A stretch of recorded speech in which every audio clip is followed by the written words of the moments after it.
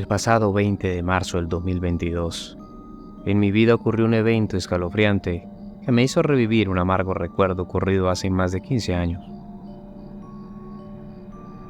Eran las 2 de la tarde y a mi celular entró la llamada de un número desconocido.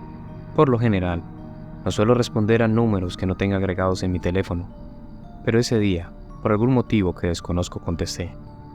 Inmediatamente reconocí esa voz que estaba en la línea y que de manera angustiante preguntaba: «Ceci, ¿eres tú?» «Sí, soy yo», le respondí. «Soy Carmen, ¿me recuerdas?» Carmen, la de la prepa, la esposa de Pedro. Inmediatamente un escalofrío corrió por todo mi cuerpo y mi corazón se agitó, como si estuviera presintiendo que esta llamada era porque me tenía que contar alguna mala noticia. Pues sabía que si Carmen me estaba buscando después de lo que vivimos hace 15 años, no sería para nada bueno. Pues habíamos prometido nunca más volver a tener contacto. No quise ser imprudente y le respondí que claramente me acordaba de ellos. Le pregunté cómo estaban y a qué se debía el milagro de esta llamada tan imprevista. Mis presentimientos se confirmaron cuando Carmen me dijo que Pedro se había quitado la vida y que era importante que asistiera al funeral, que sería esa misma noche en una funeraria muy conocida en la ciudad.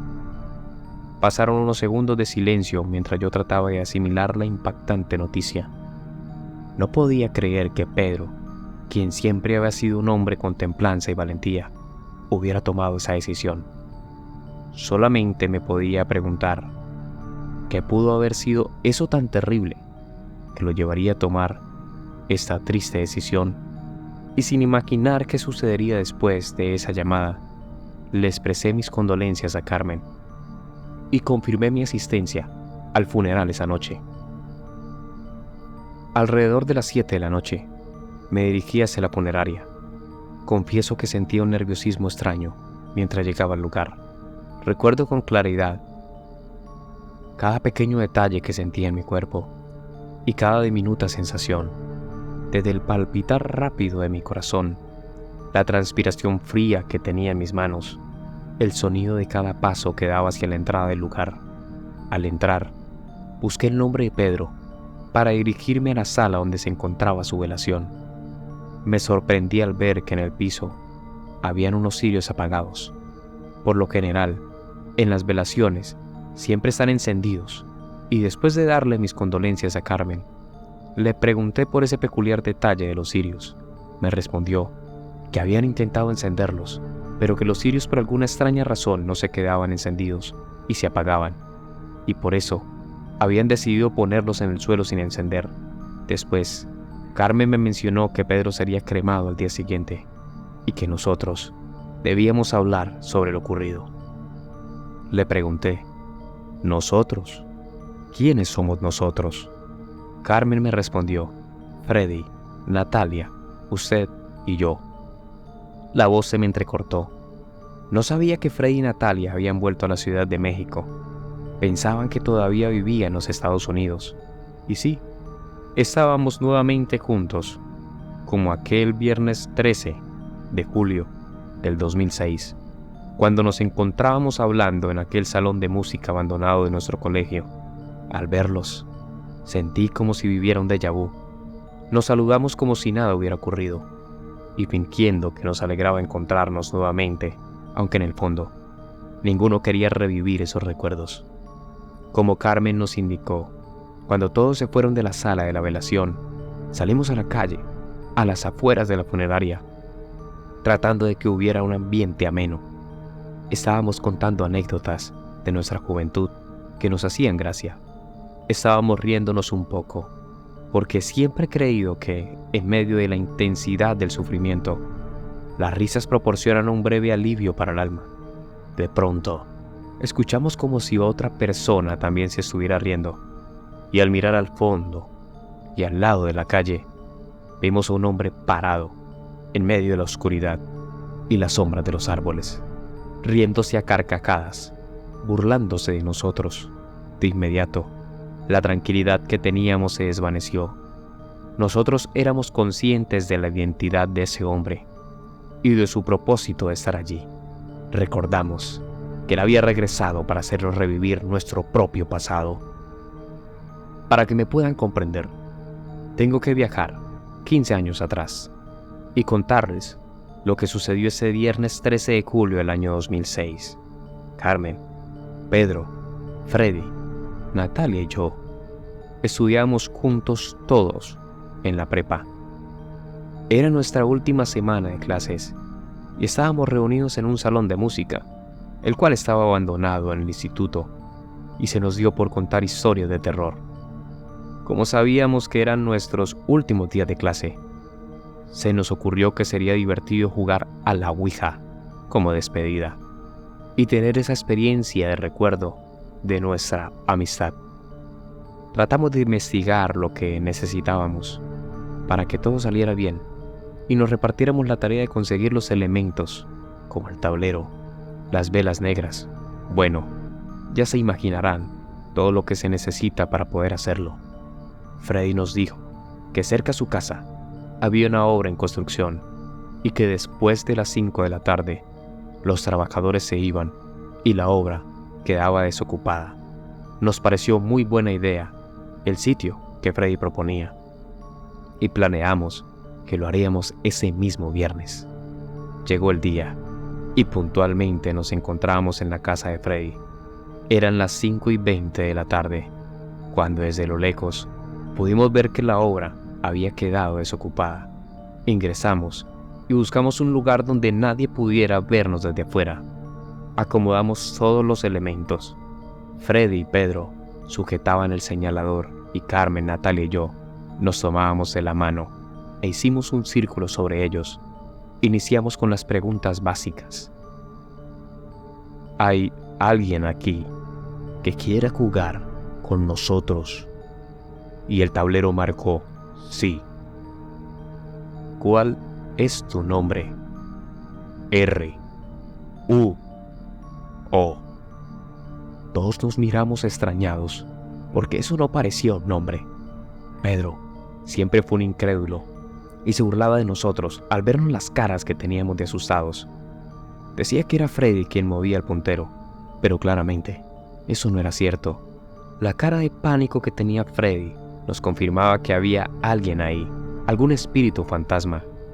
Las preguntas fueron transcurriendo y durante el juego nos reveló que su nombre era Ruo, un hombre oriundo de Pakistán que había sido torturado y había fallecido por ahorcamiento en el año 1700.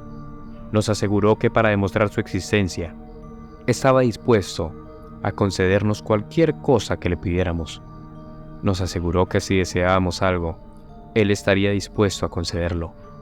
Pedro, aún incrédulo y por burlarse, le respondió: quiero todo lo necesario para ser feliz. Te doy lo que quieras. El tablero marcó el número 15 y la palabra años. Pedro, sin entender a qué se refería, le contestó que sí. De repente, escuchamos un fuerte trueno retumbando. Las luces de la pela se apagaron y comenzó a caer una fuerte tormenta. Inmediatamente, como pudimos, salimos del lugar y nos fuimos para la casa de Freddy. Al llegar, lo primero que pactamos sería que íbamos a olvidar de lo sucedido y cada uno iba a continuar su vida como si nada de eso hubiera pasado. Y así fue. Ese día terminamos la prepa y ya no nos volvimos a ver. Con el tiempo, supe que Pedro y Carmen se habían casado y vivían muy cómodamente debido a que Pedro había obtenido un buen empleo y ganaba un excelente salario. Adicionalmente, tenía muchos negocios, como droguerías y muchas propiedades en alquiler. En pocas palabras, vivía en medio de sus lujos que antes no había podido tener. De Natalia y Freddy no volví a saber nada hasta ese día que nos volvimos a reencontrar, después de 15 años. Y sí, tal vez hay muchas personas que no creen en las cosas paranormales ni en fantasmas, hasta que lo viven. Porque yo misma era escéptica. Nunca creí que algo así pudiera ocurrir. Minimizaba los riesgos de jugar a la Ouija, convencida de que todas las historias que escuchaba eran inventadas. Sin embargo, esa perspectiva cambió drásticamente cuando me vi enfrentando algo que desafiaba toda lógica y racionalidad. Volviendo nuevamente al día de la cremación de Pedro. Al terminar, nos fuimos para uno de los departamentos de Pedro y Carmen.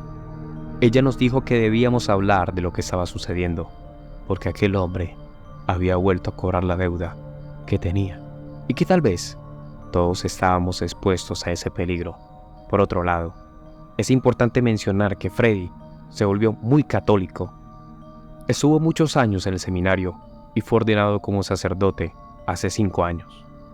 Él nos contó que muchas veces se soñaba con un hombre que era violento, por un sujeto parecido al que vimos el día del funeral.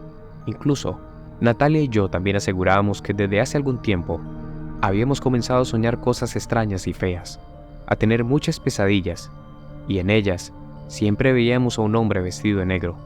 Como Carmen estaba preocupada de que algo nos pudiera ocurrir a nosotros y a Freddy, pues este último es muy devoto a San Benito. Ese día nos explicó que San Benito realizó numerosos exorcismos durante su vida, y todas sus oraciones tenían un poder especial para liberar a las personas poseídas por demonios. Nos entregó una medalla bendecida que llevaba su imagen y la inscripción en latín, Crux Sancti, Patris Benedicti, la cruz del Santo Padre Benito. La medalla es considerada por muchos católicos como un símbolo de protección contra el mal y los ataques demoníacos, y hasta el día de hoy mantengo esa medalla conmigo siempre, y también me he vuelto muy devota a San Benito. Desde estar charlando un rato, le preguntamos a Carmen sobre cómo había sucedido todo. Queríamos saber si ellos habían vivido algo paranormal durante estos 15 años, o cómo habían transcurrido las cosas en su vida. Ella nos contó que en medio de tantos lujos, Pedro nunca pudo ser completamente feliz, porque nunca pudieron ser padres, debido a que él era estéril. A pesar de todo el dinero que gastó en tratamientos de fertilidad, Carmen nunca quedó en embarazo, y esto lo afectaba emocionalmente, causando muchos problemas en su hogar, porque él se refugiaba en el alcohol. Unos meses antes, a Pedro le comenzaron a salir unas marcas en la piel, principalmente en la zona del cuello. Eran como moretones que le salían sin él habérselos causado. Fueron al médico, le indicaron que podría ser producto del estrés, y al principio no le dieron importancia. Pero cada día amanecía con más marcas, como si alguien se las estuviera provocando. Lo raro era que esas marcas no le dolían, únicamente le salían, y con los días se le quitaban. Unas semanas antes de que Pedro se quitara la vida, se comenzó a sentir mal. Por las noches no podía dormir. Se sentía observado y perseguido. Una noche estaba durmiendo y despertó a Carmen porque había escuchado que alguien había susurrado su nombre. Él pensó que había sido ella, pero no fue así. Ella estaba durmiendo. Un día, él encontró en el patio de su casa un pájaro negro quemándose, y después de eso, él comenzó a emitir un olor como a caucho quemado. Así se bañara. Él y la casa olían como si algo se estuviera quemando. Pedro ya no salía de su vivienda y se estaba volviendo loco de la angustia. Le decía a Carmen, él ya viene por mí. Claramente, se refería al hombre que invocamos cuando éramos adolescentes. En su desesperación, consultaron con una persona que era vidente.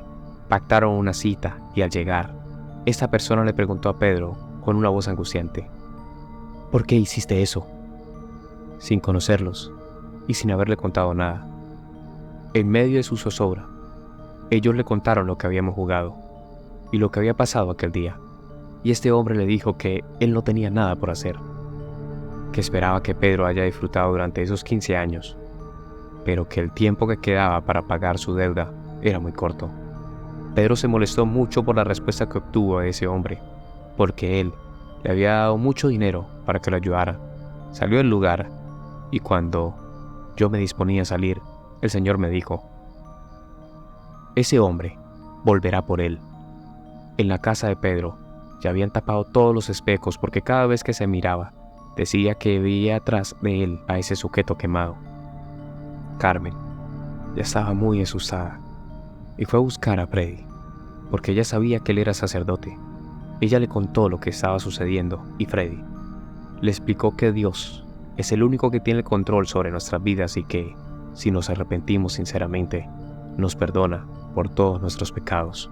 Sin embargo, mencionó que hay un pecado que Dios no perdona, que es el acto de quitarse la vida voluntariamente. Le mencionó que había algo que podían hacer por él antes de que fuera demasiado tarde, y era buscar ayuda con un sacerdote que vivía en otra ciudad, pero que tenía muchos dones, y sabía mucho sobre estos temas de infestación demoníaca. Freddy y Carmen se pusieron en contacto con el sacerdote y le contaron toda la historia del principio. Él le dijo que iban a preparar todo y que la mañana siguiente los esperaba en su iglesia. Cuando Carmen salió para su casa, llamó a Pedro y le contó todo lo que habían hablado con Freddy, y el sacerdote le dijo que estuviera tranquilo, que aún había algo por hacer. Pero ella lo sintió muy afligido y le dijo que muchas gracias por todo lo que hacía por él, que siempre la iba a querer. A ella le hicieron extrañas esas palabras, porque en vez de agradecimiento parecía una despedida. Manejó rápido y al llegar a la casa, al entrar, notó que todo estaba en calma. Ya no se sentía ese olor a caucho quemado y todo estaba en silencio. Ella lo llamó, pero él no respondía ni salía. Al entrar a la habitación, escuchaba el sonido de la regadera y pensó que tal vez se estaba bañando, pero no era así. Al entrar al baño, se encontró con una escena muy dolorosa que por prudencia y respeto prefiero omitir. Lo peor de la historia era que en la pared estaba escrito con sangre las letras R-U-O, Ruo. Sí, el nombre de ese hombre que invocamos por medio de la Ouija. Y bueno, en ese instante nuestras lágrimas se agotaron y nos quedamos sin palabras para consolar a Carmen. La tristeza y el remordimiento eran abrumadores. Éramos jóvenes e inmaduros, sin considerar las consecuencias que se avecinaban. Si pudiera retroceder el tiempo, nunca había accedido a jugar a la tabla Ouija. Desde aquel día, cada domingo asistimos a la Eucaristía presidida por Freddy, quien nos bendice con agua bendita de manera constante, y dedicamos tiempo a rezar el rosario. Deseo que mi experiencia sea de utilidad para aquellos que no creen en lo paranormal, especialmente para los jóvenes. Gracias por escucharme.